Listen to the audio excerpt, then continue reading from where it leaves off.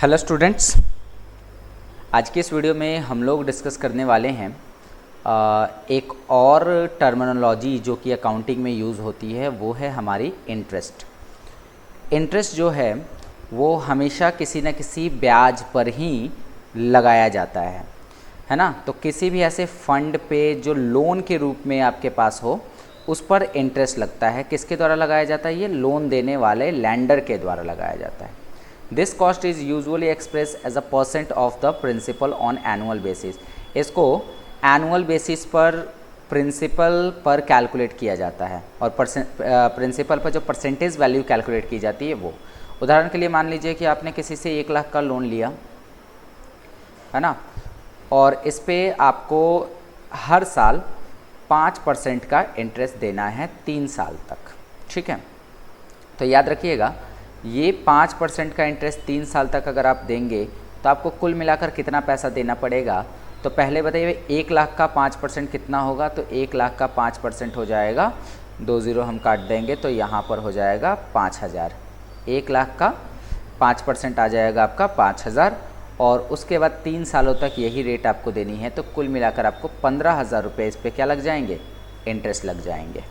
ठीक है, ब्याज एक ऋणदाता द्वारा एक इकाई को ऋण दिए गए धन की लागत है। यह लागत आमतौर पर वार्षिक आधार पर मूलधन के प्रतिशत के रूप में व्यक्त की जाती है। अच्छा, ब्याज की जो गणना होती है वो साधारण ब्याज भी हो सकती है जैसा अभी हमने कैलकुलेट किया, और एक होती है चक्रवृद्धि ब्याज, इस पर भी हो सकता है। चक्रवृद्धि ब्याज में क्या है कि पहले साल जो इंटरेस्ट लगेगा अगले साल उस इंटरेस्ट के ऊपर भी इंटरेस्ट लगेगा और मूलधन पे तो लगेगा ही लगेगा। तो यहाँ पर जो चक्रवृद्धि ब्याज अगर लग रहा होगा तो ये ज़्यादा आएगा, जबकि साधारण ब्याज आपका 15,000 का आएगा, है ना। तो की जाती है जहाँ चक्रवृद्धि ब्याज के परिणाम जो होते हैं ना वो हाई रिटर्न्स उसमें आते हैं, यानी उसमें ज़्यादा आपका ब्याज होता है। तो कहने का मतलब है, ये वर्ड आप समझ गए, इंटरेस्ट। इंटरेस्ट जो होता है किसी भी लोन अमाउंट पे दी गई अतिरिक्त रकम को ही हम कहते हैं। दूसरा जो शब्द है हमारे पास वो शब्द है डिस्काउंट। डिस्काउंट का मतलब होता है किसी चीज़ की कीमत में कटौती। अगर किसी चीज़ की कीमत में कोई कटौती है, कोई बट्टा लग रहा है या कोई छूट दी जा रही है, दैट्स कॉल्ड डिस्काउंट। ठीक है, बेची गई वस्तुओं में जो कटौती की जाती है पैसों की, वो हमारा डिस्काउंट होता है। जैसे मान लो कि आप 100 रुपये का सामान बेच रहे थे, किसी कस्टमर ने कहा कि मुझे इस पर 20% का आप क्या दे दीजिए, मुझे इस पर 20% का ये डिस्काउंट दे दीजिए, तो फिर आपको वो सामान उसे 80 रुपये में बेचना होगा। समझ गए? आगे बढ़ते हैं। The 2 types of discounts are, जो डिस्काउंट है उसको 2 भागों में बांटा गया है। ये 2 भाग कौन कौन से हैं? एक होता है ट्रेड डिस्काउंट और दूसरा होता है कैश डिस्काउंट। ट्रेड डिस्काउंट के अंतर्गत हम लोग क्या देखते हैं कि जो भी सामान खरीदा या बेचा जा रहा है उसमें जो सेलर है, मान लो आप सामान बेच रहे हो या खरीद रहे हो, तो जो सेलर है उसके द्वारा अपने कस्टमर को कुछ अलाउ किया गया कि अगर आप ये सामान लेते हैं तो आपको इतने % का इस पर डिस्काउंट मिलता है। इसे हम ट्रेड डिस्काउंट। जैसे मान लो किसी सामान का कॉस्ट प्राइस समझते हैं आप लोग, लागत मूल्य 100 रुपये है, ठीक है, और उसका जो मार्क प्राइस है, मार्क प्राइस मतलब वो प्राइस जिस पर वो ग्राहक किसी सामान को बेचने का दावा कर रहा है। जैसे उसने लगा रखा है मार्क प्राइस 150 रुपया, और फिर कह रहा है कि हम आपको डिस्काउंट भी दे रहे हैं, डिस्काउंट हम दे रहे हैं आपको 10% का। ठीक है, तो 100 का सामान 150 में बेचना है लेकिन 10% डिस्काउंट के साथ, तो जो एक्चुअल सेलिंग प्राइस बनेगी वो कितनी बनेगी? तो आप देखो कि 150 पे 10% की छूट है, यानी 15 रुपये की छूट है, तो जो सेलिंग प्राइस बनेगी वो 135 रुपये की बनेगी। ठीक है, तो ये समझिए कि 100 रुपये का सामान आपने 150 का रेट जरूर रखा था लेकिन 10% डिस्काउंट देकर उसे 135 में बेचा। तो किसी भी सामान के जो मूल्य में कटौती होती है उसे ही हम डिस्काउंट कहते हैं। और दूसरी बात, डिस्काउंट कभी भी सीपी पे नहीं लगता, वो हमेशा मार्क किए गए प्राइस पे लगता है, क्योंकि जो ओरिजिनल प्राइस है उस पर हम डिस्काउंट नहीं दे सकते, उस पर हम कुछ इंटरेस्ट ले सकते हैं, अपना कुछ उस पर प्रॉफिट ले सकते हैं, बट उस पर डिस्काउंट कभी भी नहीं दे सकते। तो ये बात आई थिंक कि आपको समझ में आ गई होगी कि ट्रेड डिस्काउंट क्या होता है।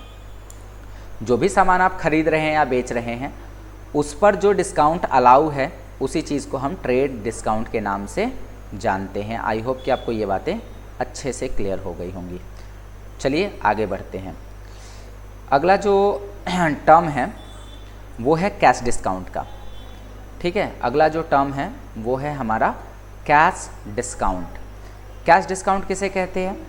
अब कई बार ऐसा होता है कि जो हमारे कस्टमर्स होते हैं वो हमसे पैसे उधार, सामान उधार में ले लेते हैं और उसको पैसे को चुकाने में देरी करते हैं। तो दुकानदार द्वारा क्या किया जाता है कि एक ऑफ़र निकाला जाता है कि अगर आप समय से पहले पैसा जमा करेंगे तो आपको इतने का कैशबैक दिया जाएगा। इसको आप ऐसे समझिए कि मान लो आपने 1000 रुपये कहीं पे उधार लगाए हैं, ठीक है, और वहाँ पर दुकानदार ने एक ऑफ़र दिया कि अगर आप 10 दिन में ये पैसे जमा करेंगे तो मात्र आपको 900 रुपये देने होंगे। तो ये 900 रुपये में जो 100 रुपये की छूट है, ये पाने के लिए आप पैसे को 10 दिन पहले जमा कर देंगे। इन चीज़ों को हम कहते हैं कैश डिस्काउंट, जहाँ पर कुछ परसेंटेज रेट नहीं हो, जहाँ पर डायरेक्टली एक अमाउंट फिक्स होती है कि कितना देना है। चलिए, cash discount are deductions allowed by some sellers. Cash discount वो डिडक्शन है जो किसी सेलर के द्वारा अलाउ की जाती है सामान पे, और कुछ प्रोवाइडर्स या सर्विस प्रोवाइडर्स के द्वारा भी इसे लगाया जाता है। कैश डिस्काउंट को हम लोग अर्ली पेमेंट डिस्काउंट भी कहते हैं, क्योंकि पेमेंट से पहले ही पेमेंट लोग यहाँ पर करते हैं। उदाहरण के लिए एक और मैं उदाहरण लेना चाहूँगा।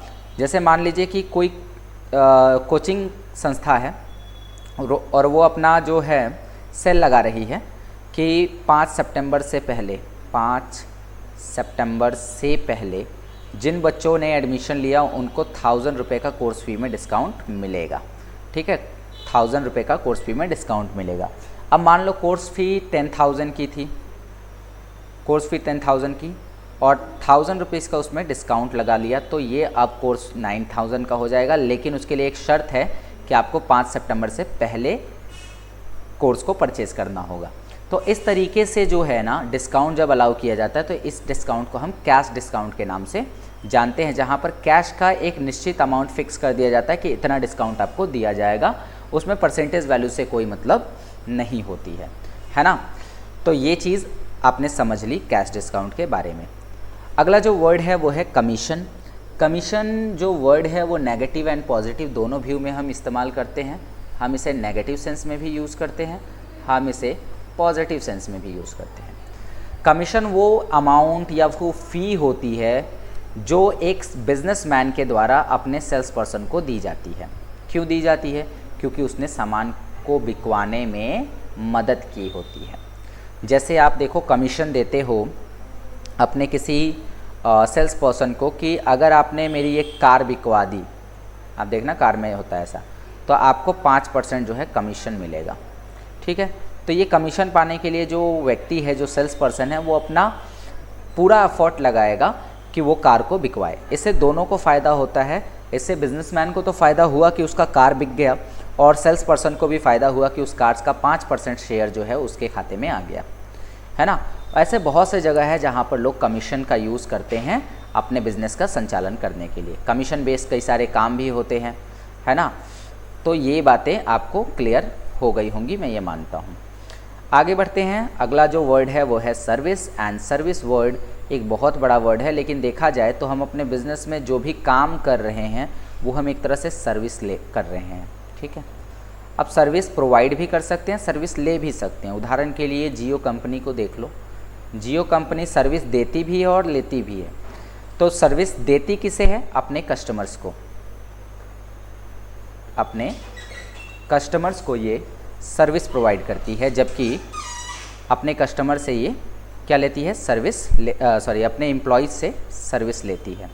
ठीक है, तो एम्प्लॉय से सर्विस लेना और कस्टमर्स को उसे देना, ये होता है सर्विस का मतलब। समझ गए? चलिए।